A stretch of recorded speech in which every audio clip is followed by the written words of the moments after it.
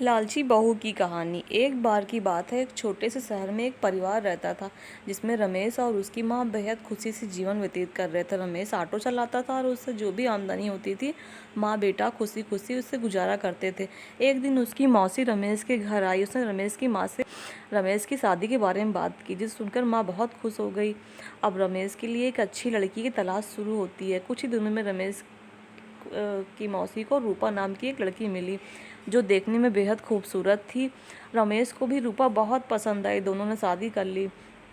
शादी के कुछ दिन बाद ही बेहद खुशी से बीते, लेकिन रमेश और उसकी माँ को रूपा के बारे में पता नहीं था कि रूपा कितनी लालची लड़की है। रूपा ने शादी के कुछ दिनों बाद ही अपने रंग दिखाने चालू कर दिए थे। वह महीने में कई बार किटी पार्टी जैसे समारोह में जाने लगी, जिसके लिए रूपा हर पार्टी में नए कपड़े और कीमती जेवर पहनती थी। जब रूपा को नए गहने और कपड़े खत्म हो जाते, तब रूपा अपने पति की कमाई से नए कपड़े और गहने फिर से खरीद लेती, जिससे रमेश के घर में झगड़ा शुरू हो गया था। कई बार ऐसा होता कि महीने का राशन लाने के लिए जो पैसे होते थे, उनसे रूपा अपने लिए नए कपड़े और गहने खरीद लेती थी। एक दिन रमेश ने कहा, रूपा, अपने नए कपड़े और गहने खरीदने में इतना पैसा बर्बाद करने की क्या फ़ायदा है। आपको सोचना चाहिए कि आपके पति की इतनी कमाई नहीं है कि आप महीने में 10 बार किटी पार्टी में जाने के लिए नए नए आभूषण खरीद कर खर्च कर सकें पैसे। यह सुनकर रूपा गुस्से से लाल हो गई और रमेश से कहने लगी, तुम हमेशा मुझसे कहते रहते हो, कभी भी तुम ज़्यादा कमाने के बारे में नहीं सोचते। यदि तुम ज़्यादा ऑटो रिक्शा चलाते तो ज़्यादा कमाई होती और आज हम आराम से नए नए कपड़े पहन सकती। यह कहकर रूपा अपनी सास के पास जाती है और कहती है, माँ जी, जो गहने आपके पास हैं मुझे दे दो, इसे पहनकर मैं पार्टी में जाऊंगी। रमेश की माँ ने पूरी बात सुनने के बाद कहा कि पुराने ज़माने में सभी बहुएं अपने जेवर सास को देती थी और तुम मुझसे मांग रही हो। इधर रूपा के जाने के कुछ देर बाद ही घर में रमेश की मौसी आ गई। उसने रमेश की माँ से रूपा के बारे में पूछा तो माँ ने रूपा के बारे में सारी बातें बताई। सुनकर मौसी ने रूपा को सबक सिखाने के लिए सोची। रूपा की सास भी इस खेल में शामिल हो गई। रमेश की चाची घर का सारा राशन और सामान अपने घर ले गई और थोड़ी देर में अपने सारे गहने और नए कपड़े ले आई। गहने कपड़े लाकर उन चीज़ों को घर की अलमारी में और कुछ के रसोई के डिब्बे में रख दिया। अपने घर जाने लगी। जाते समय रूपा की सास से कहा, जब रूपा घर आएगी तो जेवर देखकर तुमसे पूछेगी, तुम उसको अच्छे से उत्तर देना। उसके कुछ ही समय बाद रूपा किटी पार्टी से घर आई और अपनी अलमारी में सभी नए गहने देखकर बहुत खुश हुई।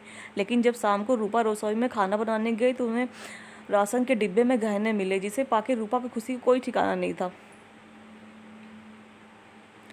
लेकिन किचन में राशन की तलाश की तो उसे कुछ नहीं मिला, जिससे वो परेशान हो गई और अपनी सास के पास गई। पूछा कि माँ जी, किचन का सारा राशन कहाँ गया। तब सास ने कहा, बहू, आपको गहने और कपड़े सबसे ज़्यादा पसंद है, इसलिए आज मैंने घर का सारा राशन और सामान बेचकर आपके लिए नए गहने और कपड़े खरीद लाई हूँ। आप इसे पहन सकती हो। यह सुनकर रूपा ने कहा कि ठीक है, मगर खाने के बिना मैं गहनों और कपड़ों क्या करूँगी। तो सास ने फिर जवाब दिया कि अब खाना खाने की ज़रूरत ही क्या है। अपनी सबसे प्यारी चीज़ तुमको मिल गई है, तुम्हें इसी में खुशी होनी चाहिए। यह सुनकर रूपा को अपनी हरकत पर पछतावा होने लगा। तभी रमेश की मौसी भी आ गई। उन्होंने यह भी कहा कि यह सब मैंने आपको समझाने के लिए किया था कि केवल नए कपड़े और आभूषण जरूरी नहीं है। इसके अलावा दुनिया में और भी बहुत सी चीज़ें हैं, और अगर आपको नए गहने और कपड़े पहनने का इतना ही शौक़ है तो आप खुद ही क्यों नहीं कमाती, उस पैसे से अपनी सारी चीज़ें खरीद लेती।